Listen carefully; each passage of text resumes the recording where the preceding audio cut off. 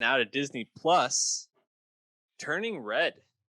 Uh, Disney Pixar's most recent film that they chose to drop on Disney Mm. Plus. I was a bit surprised by that decision, especially because animated films still do pretty well at the box office.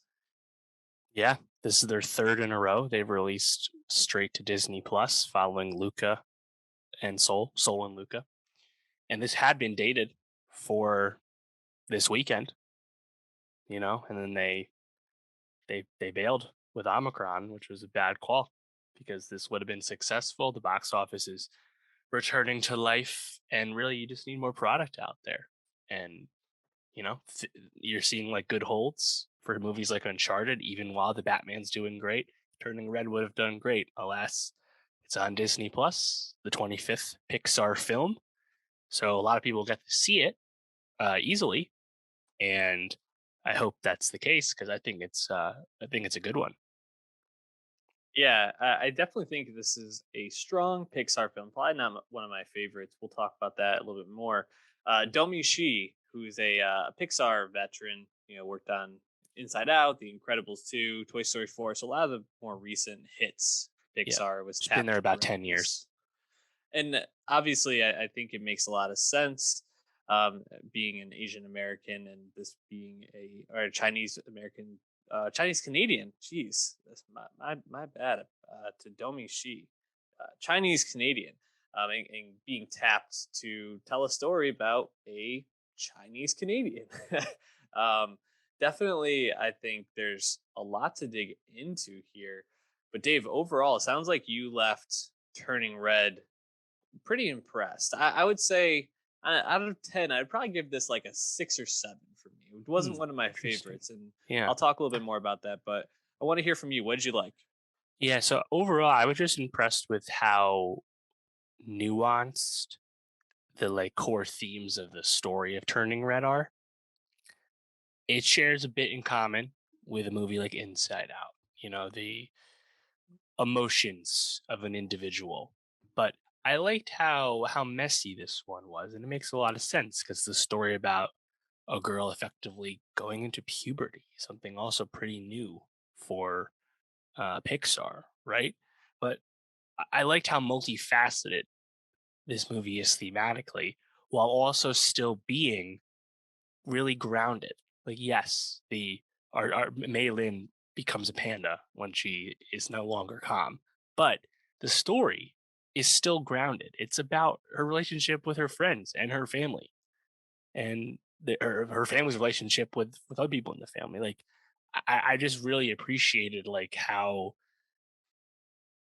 much I think they actually had going on for a movie that's like pretty straightforward about a middle schooler. Uh, I really appreciate that. And, I think a lot of people have talked about like, soul, super existential, not really for kids. Inside Out, easier for kids to watch, perhaps, visually, but thematically, still not really for kids. This is, I think, like a much more accessible Pixar film for that, original target demo, and has a lot more under the hood, I think, than something like Luca or Onward, which is still movies I enjoyed, but not quite as, I think, thematically rich as Turning Red. So I liked it quite a bit. I don't like it obviously as much as like they're like A1 bangers of the past, but it's the 25th Pixar movie. I think the fact that they can handle something in a more unique fashion the way they did this way, I think goes a long way for me. So that's why I liked it.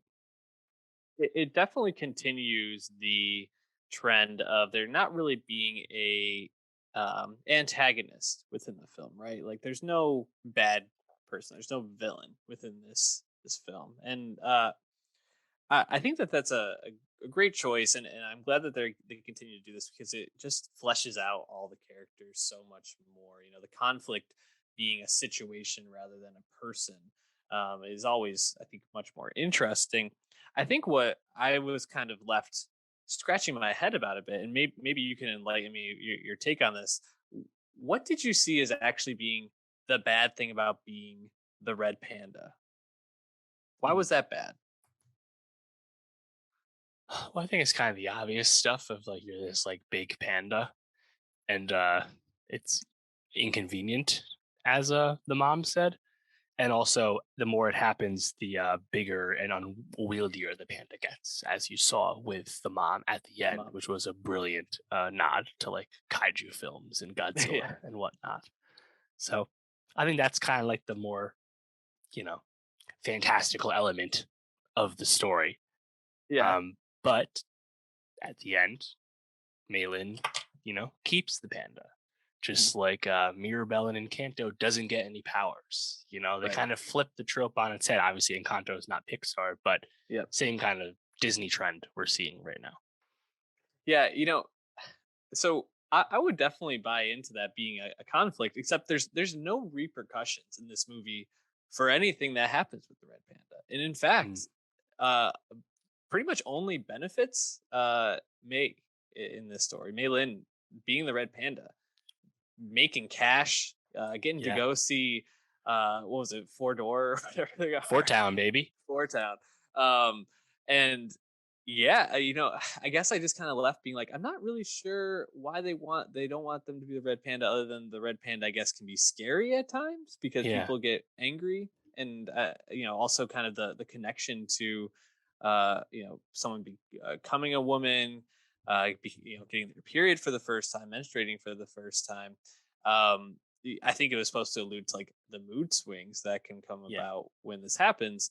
uh the Seeing that as like a superpower in a sense, or some sort of like fantastical element, I think is like a nice way to look at it, and a very like cool thing. But I guess I just didn't really see like in the end like why the family really like was running away from it so much, and it kind of, the conflict felt a little bit confusing to me yeah. with I it. think they just said that you lose control, and that's what Yeah. happened to the mom at the end. I think that's supposed to be the thing. But I liked how early on, like you said, there's like less conflict or consequence than you expect. But I actually like how they do that. It's set up as like this whole like body horror thing, like, oh, Right. I'm this beast and this is terrible. But then her friends are totally accepting of her and fucking love it that Yeah. she's a panda now. It's awesome. And it's another like I think flip of the expected outcome of the Mhm. storytelling. So Yeah, I completely agree. yeah, I thought that was wonderful, and that whole like scene where they're scheming to get the money to go to see Four Town, and they're doing all the pictures and stuff. yeah, I thought that was pretty great, even if it didn't make any sense to me that like May now has this power that they're trying to hide from everybody, but this is the time that you're like, oh, now you can go join an after school club because we're not worried about you turning into this panda at all, she except for convinced him. very, I guess, like she just was like, oh, I need to build out this resume for college, but I also am a panda half the time. Just that part didn't make any sense to me either. But I'm bagging on it. I think there's a lot to really love about this. First of all, the red panda, super cute, gonna sell a lot of red panda toys and merchandise for sure. Mhm. Pixar again, just crushing, I think, that aspect of it.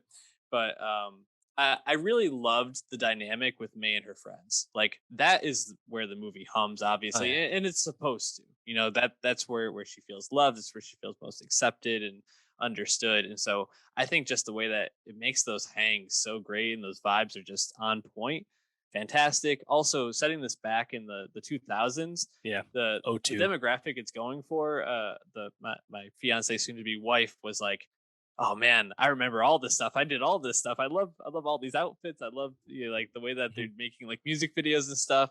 It Yeah. really like captured her in that moment. So that was great. Fort Town is obviously supposed to be in sync, and I think even like sonically, like some of the melody of like that song "Nobody Like You," it's like tilt your head. It's not far off from like tearing up my heart.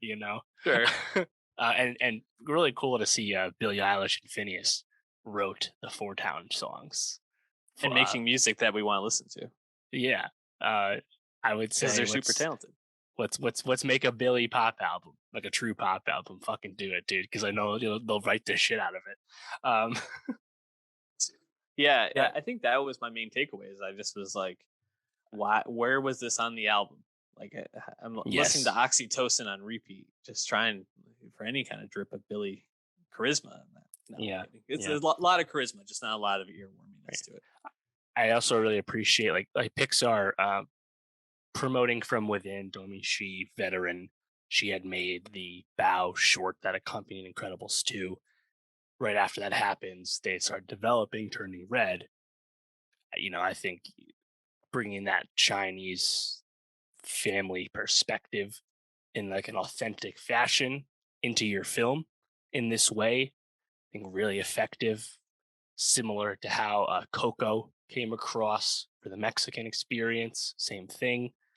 Um, you had that really strange cinema blend review that got like trashed immediately, where the critics said that because Turning Red was about Chinese character, it was somehow like inaccessible to the audience, and like the cast was like clarifying that story for all. Like, I thought that was like a really strange comment, and they basically retracted that review since.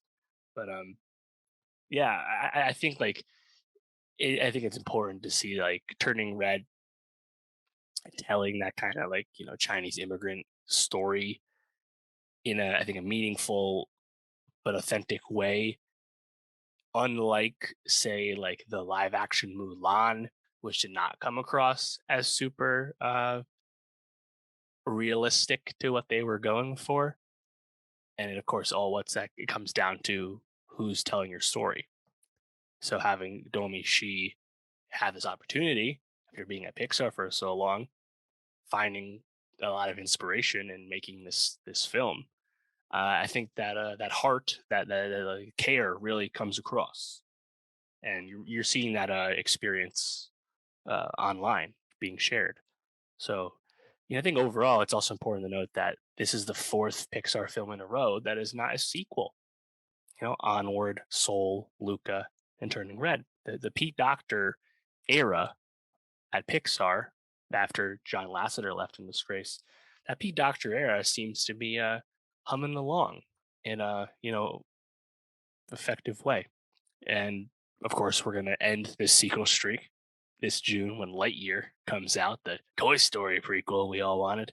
But the fact that they still make something like Turning Red, still make something like Soul, you know, I think they're still trying to take their chances and do something at least a little different. That's what I like most about Turning Red is it feels like a Pixar film that's a different spin than what they've done before. That's why I like it.